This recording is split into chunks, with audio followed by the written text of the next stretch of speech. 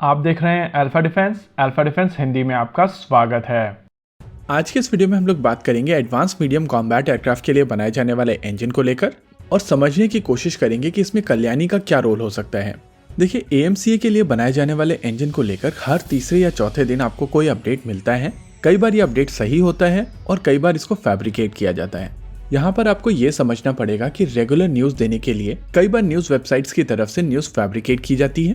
हमारी टीम की तरफ से हमेशा कोशिश की जाती है कि आपको अपडेटेड और ऑथेंटिक इन्फॉर्मेशन दें, लेकिन कई बार होता है कि चीजें स्लो हो जाती हैं और न्यूज नहीं आती हैं।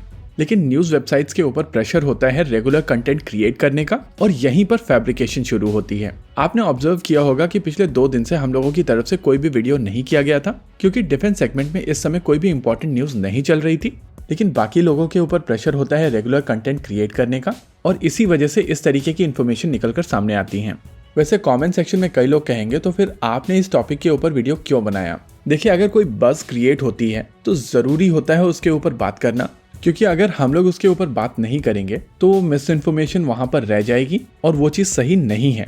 आइए सबसे पहले समझ लेते हैं इस पूरे सिनेरियो का कॉन्टेक्स्ट। देखिए, एडवांस मीडियम कॉम्बैट एयरक्राफ्ट को बनाने के लिए एक स्पेशल पर्पस व्हीकल बनाया जा रहा है और इस स्पेशल पर्पस व्हीकल में अलग अलग पार्टनर्स इन्वॉल्व होंगे। इसमें सरकारी कंपनियां होंगी, इसमें प्राइवेट सेक्टर कंपनीज होंगी, साथ साथ इसमें फॉरेन ओईएम्स भी होंगे। हालांकि इस पूरे सेटअप में फॉरेन ओईएम्स अपने इंडियन पार्टनर्स के साथ में इन्वॉल्व होंगे। और आपको यहाँ पर बता देते हैं कि अभी तक इस स्पेशल पर्पस व्हीकल को लेकर कोई भी डिसीजन नहीं लिया गया है। हालांकि फ्रेमवर्क तैयार है, लेकिन इसको लेकर डिसीजन तब लिया जाएगा जब पहला प्रोटोटाइप सर्टिफाई हो जाएगा या कहें भारतीय वायुसेना की रिक्वायरमेंट के लिए तैयार हो जाएगा। आप में से ज्यादातर लोग ये चीज जानते होंगे कि इस समय देश में केवल एक एजेंसी है जो फाइटर जेट डिजाइन कर सकती है और ये एजेंसी है एरोनॉटिकल डेवलपमेंट एजेंसी। आडा के अलावा भारत में ऐसी कोई भी एजेंसी या कोई भी कंपनी नहीं है जो अपना खुद का फाइटर जेट डिजाइन कर सके।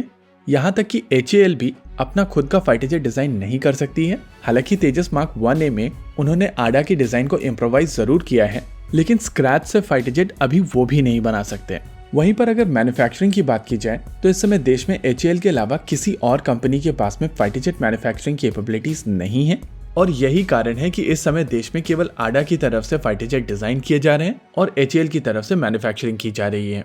स्पेशल पर्पस व्हीकल के साथ में भारत सरकार चाहती है कि कुछ क्षमताएं प्राइवेट सेक्टर कंपनीज को दी जाएं और एक हाइब्रिड मॉडल बनाया जाए जहां पर सरकारी कंपनीज का नॉलेज और प्राइवेट सेक्टर कंपनीज की एफिशिएंसी मिलकर काम करे।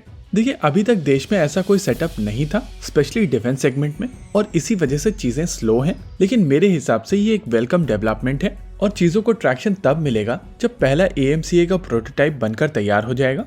वहीं अगर इंजन की बात की जाए तो इस समय सरकारी कंपनीज के पास में भी इंजन को लेकर टेक्नोलॉजीज नहीं है। हालांकि GTRE कावेरी के चलते इस समय DRDO के पास में कुछ टेक्नोलॉजीज अवेलेबल हैं। वहीं पर HAL भी Su-30 MKI के लिए AL-31 इंजन को भारत में असेंबल कर रहा है और इन इंजन में बहुत सारे इंडियन कंपोनेंट्स को भी ऐड किया गया है, यानी कि मैन्युफैक्चरिंग की लिमिटेड क्षमता भारत में अवेलेबल है।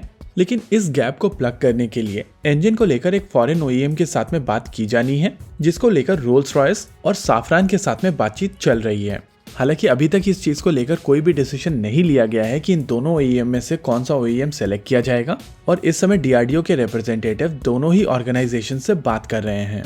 ओवरऑल AMCA एज सच और इंजन प्रोग्राम को लेकर और कोई मूवमेंट नहीं है। एक्चुअली बाकी सारी बस न्यूज सेगमेंट को एड्रेस करने के लिए क्रिएट की गई है और इसमें बहुत ज्यादा सब्सटेंस नहीं है। अब ब्रीफली समझ लेते हैं कि कल्याणी के इंजन को लेकर जो बस क्रिएट की गई है उसमें कितना सब्सटेंस है। कुछ समय पहले बाबा कल्याणी ने नितिन गोखले से बात की थी और उसमें उन्होंने कहा था कि ये उनका ड्रीम है कि कल्याणी की तरफ से भारतीय वायुसेना के लिए एक जेट इंजन बनाया जाए। लेकिन इंटरव्यू के दौरान उन्होंने ये चीज भी एक्सेप्ट की थी कि जेट इंजन एक बहुत ज्यादा कॉम्प्लेक्स टेक्नोलॉजी है और उसको मास्टर करने के लिए सरकारी, प्राइवेट और दूसरी कंपनीज की आवश्यकता पड़ेगी। हालांकि Kalyani centre for technology and innovation की तरफ से एक 25 किलोग्राम के इंजन के ऊपर काम किया जा रहा है और जब ये इंजन बनकर तैयार हो जाएगा तो इसका प्रयोग क्रूज मिसाइल्स और UAVs में किया जा सकेगा। यानी कि कल्याणी सिस्टम्स का जो इंटरेस्ट है वो नया नहीं है, लेकिन क्योंकि इस समय मार्केट में कोई न्यूज नहीं है तो इसको रीपैक करके कुछ मीडिया प्लेटफॉर्म्स की तरफ से हम लोगों को चिपकाया गया है। होप चीजें क्लियर हो गई होंगी। इसी के साथ आज के इस वीडियो में रखते हैं केवल इतना ही। वीडियो को अंत तक देखने के लिए धन्यवाद। देखते रहिए अल्फा डिफेंस। जय हिंद।